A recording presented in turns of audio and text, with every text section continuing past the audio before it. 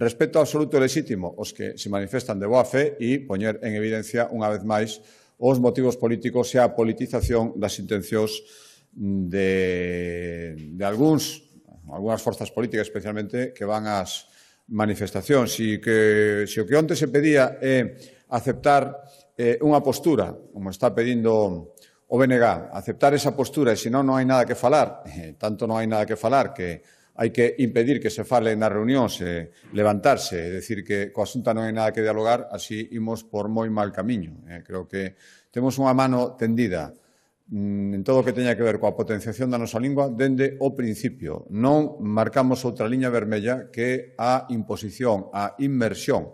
Claro, se o que se di, como está dicindo o BNG, ou inmersión ou nada, levábano no programa, aínda que o esconderon durante a campaña electoral, así nunca nos poñeremos de acordo. A partir de aí, todo o que sexa traballar para potenciar a nosa lingua, a nosa riqueza, o noso tesouro, que é unha lingua propia, aí estará a Xunta de Galicia, pero son outros os que non queren falar, a non ser que falar supoña aceptar os seus postulados sin ninguna posibilidade de negociación. E iso así non funciona, dende logo.